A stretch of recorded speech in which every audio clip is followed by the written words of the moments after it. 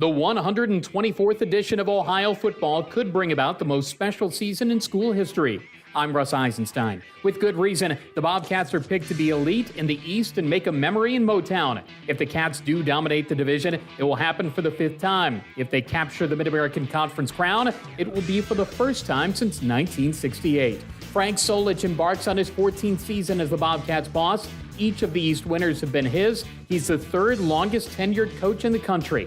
He's third on the all-time MAC wins list, too, with 97, 11 behind Ohio's Bill Hess, and 14 from setting the league standard.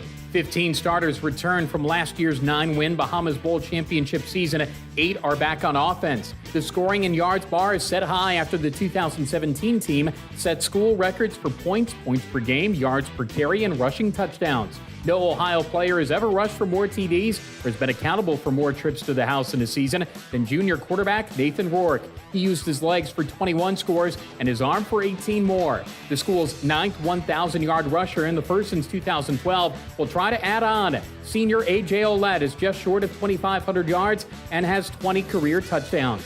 Malik Irons and Julian Ross bolster a loaded backfield. As for the receivers, senior Poppy White has 10 career scores. Sophomore Cam Odom had 3 last year, and senior Andrew Meyer at 2.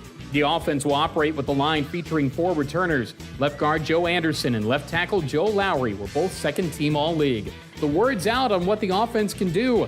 The Canadian Cat QB says he's ready for a challenge. Obviously, we want to do better than we did last year in terms of our results, but we know that we have a very potent offense, and we just got to keep building on what we had last year. It's a very strong foundation, we believe, and we're excited in the direction our offense is headed. 4 senior starters return on defense, and 3 are in the secondary. Safeties Javon Hagan and Kylan Nelson and cornerback Jalen Fox combined for 180 tackles last year. Hagan is the team's top returning tackler. Linebacker Evan Crouch was 4th on the team with 70 stops. He's the most experienced of a front 7 that's consistently near the top of the conference. Overall, the defense has been dominant, allowing just 23 points per game over the last 2 seasons.